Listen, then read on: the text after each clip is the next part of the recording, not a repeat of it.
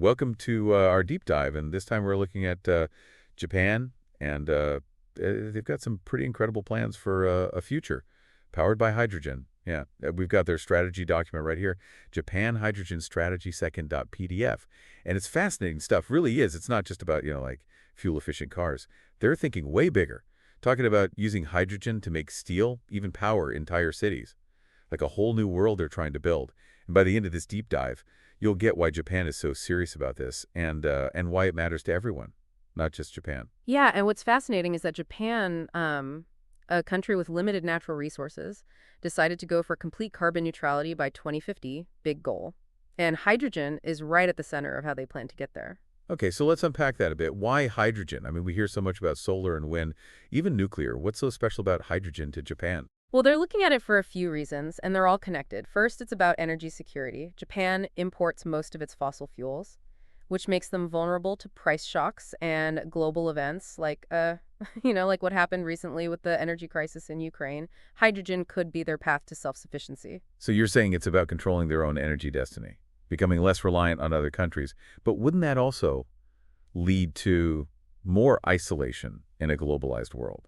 Interconnectedness has its advantages too. Yeah, that's a fair point. It's definitely a balance they'll need to figure out, but from their perspective, reducing that vulnerability is a top priority. And this connects to their second reason, economic opportunity.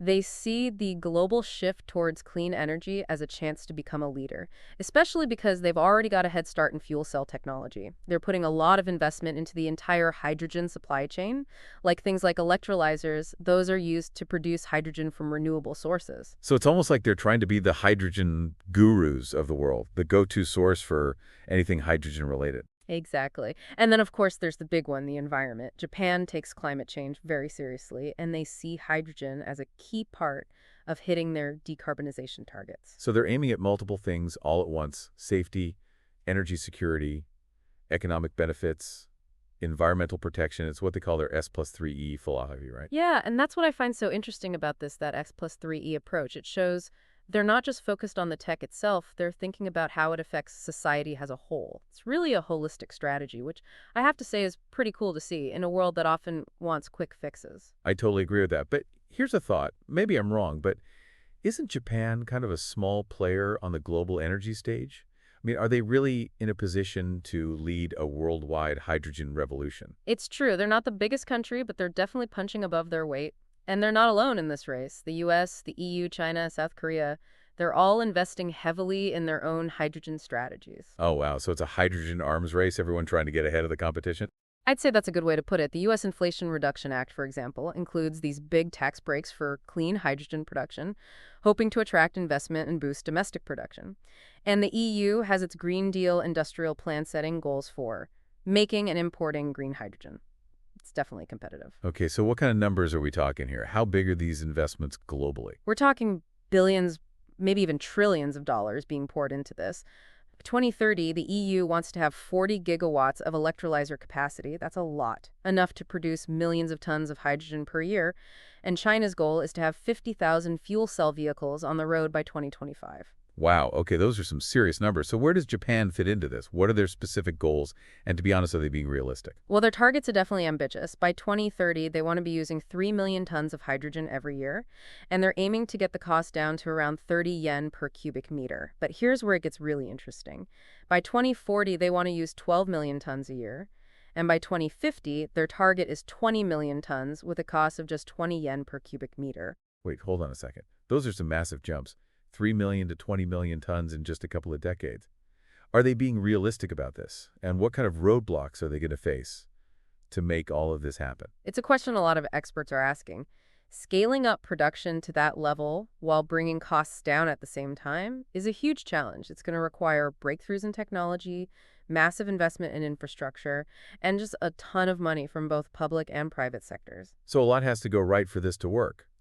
What if they fall short? What are the consequences for Japan if this hydrogen bet doesn't pay off? That's the big unknown. A lot depends on things outside of their control, like what happens in the global market, what the competitors are doing, and how quickly hydrogen technology improves. It's a big gamble for sure. Well, it seems like they're thinking big, that's for sure. And it's pretty mind-blowing that they're not just looking at hydrogen as fuel. They're thinking about ways to use it that go way beyond cars and trucks, right? Oh, absolutely. That's what makes Japan's strategy so fascinating. They're looking at hydrogen in all kinds of sectors, some that you might not expect. They're thinking about replacing fossil fuels in power plants with hydrogen.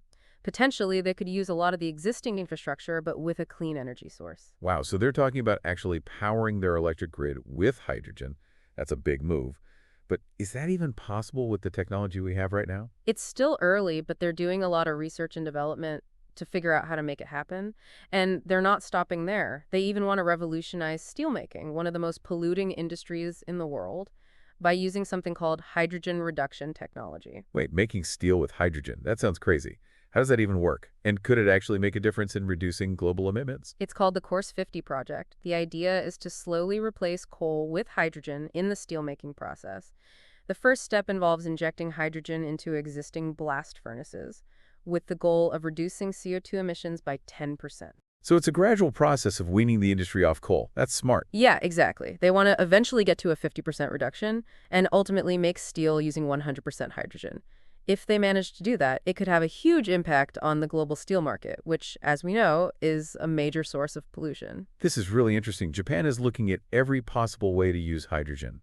What other unexpected applications are they thinking about? Another one that stands out is their focus on the chemical industry. They're trying to figure out how to make plastics and other products, using carbon dioxide and hydrogen as the building blocks. That would allow them to stop relying on naphtha. So you're saying they're taking CO2, which we normally think of as a waste product, and turning it into something useful. Sounds almost too good to be true. Is that technology even close to being possible? It's definitely cutting edge stuff, but they are making progress. It's a perfect example of what's called the circular economy, where things we used to think of as waste become resources. They're even looking at creating synthetic fuels from CO2 and hydrogen, which could be huge for decarbonizing things like aviation and shipping. Wow, my mind is officially blown. They're thinking big and long term, that's for sure. But let's get practical for a minute. How are they going to actually implement all of this? It takes more than just ideas to turn a vision into reality, right? You're absolutely right. And this is where things get really complex. It's about creating the right policies, the financial incentives, and the infrastructure to make this hydrogen economy actually happen. They've set up this thing called the Green Innovation Fund. It's meant to finance research and development demonstration projects and the rollout of hydrogen tech. So they're putting their money where their mouth is, supporting the people actually doing the work.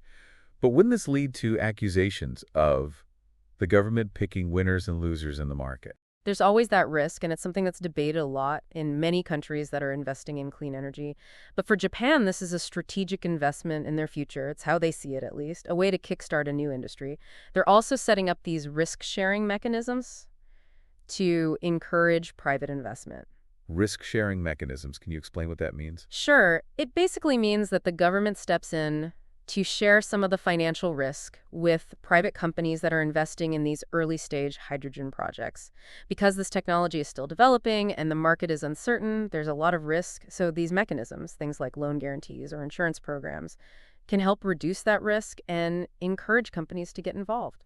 So it's about giving companies more confidence to invest in something new. I get it. Makes sense. What else are they doing to lay the groundwork for this hydrogen-based economy? They're also working on building what they call hydrogen hubs. These are basically clusters of hydrogen production, storage, and distribution facilities. These hubs would act like centralized ecosystems for hydrogen, making it easier and more efficient to produce, transport, and use. It's like building a whole new infrastructure just for hydrogen, almost like a parallel energy system. That's a great way to think about it. And another interesting thing is that they're not just focused on what's happening at the national level, they're also recognizing that local governments play a big role in this transition. Yeah, because ultimately a lot of these changes are going to be happening in cities and towns across Japan. What are some examples of things that are happening locally? Well, they're promoting initiatives like the Fukushima Hydrogen Energy Research Field. It's this huge facility dedicated to researching, developing, and demonstrating all sorts of hydrotech technologies. Hold on, isn't that in Fukushima where the nuclear disaster happened back in 2011? Exactly. It's really a powerful symbol of their commitment to renewable energy and how resilient they are. The project is aimed at advancing hydrogen technology, but also revitalizing the region and creating new economic opportunities. It's a pretty inspiring story of taking a tragedy and turning it into something positive. What other local projects are out there? Another good example is the Yamanashi Hydrogen Company, or YHC for short. It's a public-private partnership that was set up by the Yamanashi prefectural government. the Tokyo Electric Power Company Holdings, and Toray Industries. So a mix of government and private companies working together. What do they focus on?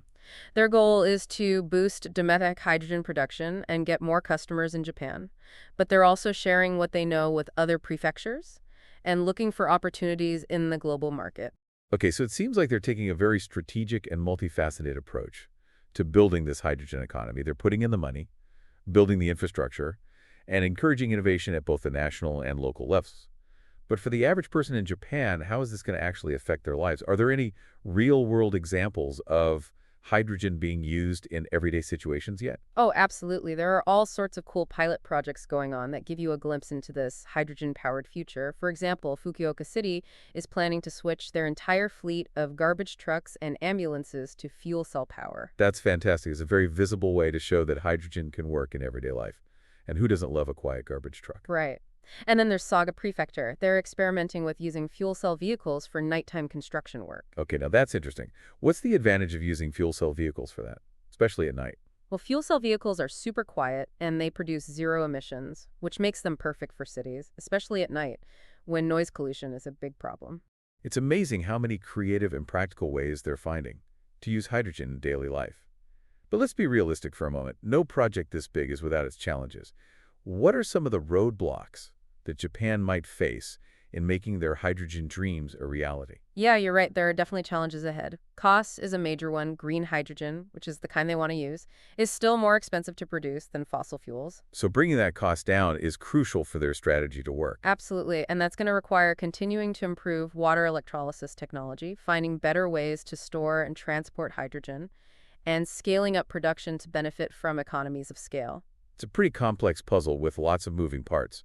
What other hurdles do they need to overcome? Safety is another big one. Hydrogen is highly flammable, so handling it safely requires strict regulations and advanced tech. I can see why people might be hesitant about a new technology, especially one that could be dangerous. How is Japan addressing those safety concerns? They're putting a lot of money into research and development to make hydrogen production, storage, transportation, and use safer. They're also developing strict rules and safety standards to make sure hydrogen is handled responsibly throughout the whole process. So it's not just about making it work, it's about making it work safely and building trust with the public. Exactly. Public perception is huge. People need to understand how hydrogen can benefit them and feel confident that it can be used safely and reliably. Well, we've covered a lot of ground, but there's so much more to explore. We're going to take a quick break, and when we come back, we'll dig deeper into the specific technologies and innovations that are driving Japan's hydrogen push. Stay tuned. Welcome back to our deep dive on Japan's hydrogen strategy. We were talking about those fuel cell garbage trucks before the break. I mean, that's pretty cool, right? It is. It shows how they're thinking about using hydrogen in everyday life. But to get to their big vision, they've got some serious technological hurdles to overcome. You're right. We talked about how ambitious they are, but now let's get into the details. What are the technologies that are going to make or break Japan's hydrogen future? It all starts with production. They want a low-carbon hydrogen supply, which is tough. They're looking at all sorts of methods, each with their own pluses and minuses. Okay, so let's hear about those. What are some of the most promising things they're looking into? One of the most important is water electrolysis. You use electricity to split water into hydrogen and oxygen. When that electricity comes from renewables like solar or wind, you get green hydrogen. That's the best kind of hydrogen for the environment. So it's like using nature to create fuel. That's pretty incredible. But I'm guessing it takes a lot of energy to split those water molecules, right? How efficient is this process, and can they do it on a large scale? That's the big question, and that's where a lot of the research is focused. The tech is getting better all the time, and they're making progress in making it more efficient and cheaper. They're using things called electrolysers to do this, and they want to have something like 15 gigawatts of electrolyzer capacity by 2030, both in Japan and around the world. 15 gigawatts, just to give people an idea. How much hydrogen could they produce with that? And is that even enough to meet Japan's ambitious goals? It's a good amount, enough to make a real difference, but remember, those goals are for 2030. Their targets for 2040 and 2050 are way bigger, so they'll need to keep increasing production big time. So if they feel like they're not putting all their eggs in one basket, what other kinds of electrolyzers are they considering? They're looking at a bunch of different types, each with its own advantages. There are alkaline electrolyzers, which are a pretty well-established tech, and then there are PM electrolyzers who are known for being more efficient and responsive. But they're also looking at some newer stuff like high-temperature steam electrolysis and anion exchange membrane electrolysis. These have the potential to be even more efficient and cost-effective down the line. So it's like they're keeping their options open, seeing what works best. But even if they figure out the production side isn't transporting and storing hydrogen, a huge problem. I mean, it's a gas, right? It just floats away. You're right, that's one of the biggest challenges. Hydrogen is tough to store and move because it's so light and leaks easily. You need special infrastructure and have to handle it carefully to make sure it's safe. So how are they dealing with that? What's their plan for getting hydrogen from where they make it to where they need to use it? They're exploring a bunch of options depending on how far it needs to go and what they're using it for. For shorter distances, they're looking at compressed hydrogen. You can transport that in trucks or pipelines. Compressed hydrogen. So basically just squeezing it into tanks and driving it around. Sounds pretty simple. It is, but it also has drawbacks. Compressing hydrogen takes energy, and those tanks can take up a lot of space for longer distances, especially if they need to ship it across the ocean. They're thinking about liquefied hydrogen, methyl cyclohexane, and ammonia as carriers. Liquefied hydrogen. I've heard of that. Doesn't that mean cooling it down to super low temperatures? Yep, you have to get it down to about negative 253 degrees Celsius to make it liquid. That shrinks it down a lot, making it way more efficient to transport in large amounts over long distances. Japan's even done a test project shipping liquefied hydrogen all the way from Australia to Japan using a special carrier ship. Wow, shipping it all the way from Australia. That's amazing. But I bet it takes a ton of energy to cool it down that much, right? It does, and that adds to the cost. It's a trade-off. You get more efficient transport, but you use more energy to do it.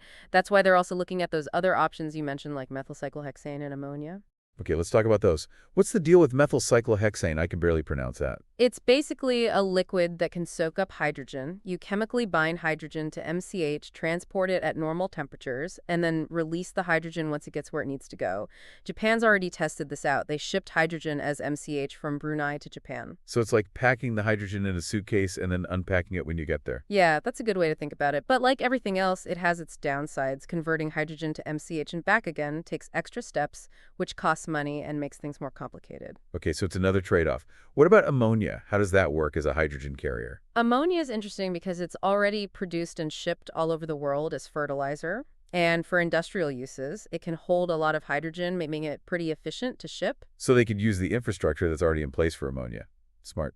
Exactly. It could be a really cost-effective way to transport hydrogen over long distances, but there are challenges too. You need to extract the hydrogen from the ammonia using a process called cracking, which needs high temperatures and catalysts. Plus, ammonia itself can be toxic and harmful to the environment if it's not handled properly.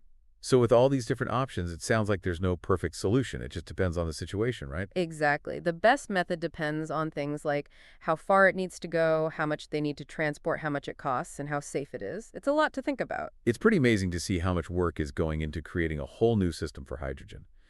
But beyond the technical stuff, what about the economic and policy challenges they face in making this happen? That's a big part of it too. Making hydrogen, especially green hydrogen, cost competitive with fossil fuels is a huge challenge. Right, we talked about that earlier. So how are they planning to close that cost gap?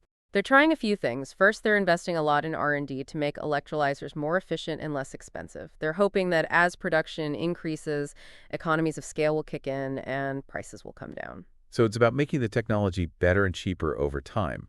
But that takes a while. What are they doing in the meantime to make hydrogen more appealing? They're putting policies and regulations in place to encourage people to use hydrogen. Things like carbon pricing, which makes companies pay for their carbon emissions, making fossil fuels more expensive. That helps to make cleaner options like hydrogen more attractive. That makes sense, but wouldn't that also mean higher energy prices for people and businesses in the short term? What are they doing to minimize that impact? It's a tough balancing act. They're trying to make the transition easier by offering financial incentives like subsidies, tax breaks, and loan guarantees for companies that switch to hydrogen technologies. That helps with the initial costs and risks of trying something new. So it's about making it less risky to invest in hydrogen and making it easier for businesses to make the change. But Japan can't do this alone, right? Don't they need other countries to get on board to make hydrogen a truly global energy source? Absolutely. They're working hard to get other countries involved, sharing knowledge, coordinating standards, and trying to create a global market for hydrogen. No one country can solve this problem by itself. It's a global challenge that needs global solutions. Makes sense. Well, we've talked about production, transportation, and policy. But the big question is, what are they going to do with all this hydrogen once they make it and get it to where it needs to go? Now, that's the really exciting part. They have this incredibly broad and ambitious vision for how to use hydrogen. We're talking about everything from powering cars and power plants to using it in heavy industry and even in your home. Okay, I'm hooked. Let's talk about those applications. Welcome back to our deep dive into Japan's hydrogen strategy. We've talked about a lot, how they're making it, how they're moving it, the policies they're putting in place. But the big question is, what's it all for? What does Japan get out of this, and how could their hydrogen gamble affect the rest of the world? That's where things get really fascinating. Japan's strategy, if it works, could change the game in a lot of ways. Domestically, it could be a huge boost to their energy security, making them less dependent on those fossil fuel imports we talked about. Right, so less reliant on other countries, more control over their own energy. But doesn't that kind of go against the whole idea of a globalized world? Isn't there strength in working together and sharing resources? Yeah, that's a good point, and it's definitely a debate that's happening globally. But for Japan, a country with very few natural resources, being more energy independent is really important to them. And it goes hand in hand with economic benefits. Think about it. A whole new industry built around hydrogen could create jobs, boost innovation, and maybe even make Japan a world leader in this technology of the future. So it's not just about keeping the lights on, it's about creating opportunities and being a leader in the clean energy revolution. But let's be real, there has to be some downsides too, right? What are some of the risks or negative things that could happen that we haven't talked about yet? You're right, it's not all perfect. One concern is that focusing so much on hydrogen might take away resources and attention from other clean energy solutions. So like putting all their eggs in the hydrogen basket. Exactly. It's important to have a balanced approach. Solar, wind, energy efficiency. These are all essential parts of a clean energy future. Another concern is that making hydrogen, even green hydrogen, can still have an environmental impact. It depends on where the electricity comes from and how it's made and transported. So it's not enough to just say hydrogen is good. You have to look at the whole picture from start to finish to make sure it's truly sustainable. Absolutely. And then there are also the geopolitical implications. As countries race to get their hands on hydrogen and control the market, it could create new tensions and even conflicts. So hydrogen could become the new oil, something that countries fight over. That's kind of scary. It's a real possibility, and it highlights why it's so important for countries to work together and manage this transition to a hydrogen economy so that it's smooth, fair, and benefits everyone. That's a really important point. It's a global problem that needs global solutions. But let's focus on the positive side for a bit. You mentioned that Japan could become a global leader in hydrogen tech. Can you tell me more about that? If Japan's strategy works, it could have a big impact on the rest of the world. As they invest in research, scale up production, and bring costs down, it could make hydrogen more available and affordable for other countries. So Japan could be like a hydrogen hub, sharing their knowledge and technology with everyone. Exactly. They could become a major exporter of things like electrolysers, fuel cells, and other important parts of the hydrogen supply chain, helping other countries build their own hydrogen economies. And of course, there's the potential benefit to the environment. If Japan helps to speed up the move away from fossil fuels, it could have a huge impact on climate change. So a win for Japan, a win for the global economy, and a win for the planet? That's a pretty amazing vision. But it all depends on whether they can actually do it right. That's the key question. It's a bold move, and the world is watching to see what happens. There are huge potential benefits, but also big challenges. Well, we've talked about Japan's ambitions, the technologies, the challenges, and the potential rewards of their hydrogen strategy. It's a fascinating story of a country trying to find a new path in the world of energy. It really is, and it raises a question for all of us. Can Japan's vision for a hydrogen-powered society be a model for the rest of the world? That's something for our listeners to think about. We've just scratched the surface here, but hopefully you have a better idea of what Japan is trying to do, the technologies they're using, and what could happen as a result of their choices. And remember, the future of energy isn't decided. It's something we're all creating through what we do and the choices we make. Keep learning, stay curious, and maybe you'll be part of building that clean energy future. Thanks for joining us on this deep dive into the world of hydrogen. We'll be back soon with another deep dive into something that will challenge your thinking and open your mind. Until then, keep exploring and keep asking questions.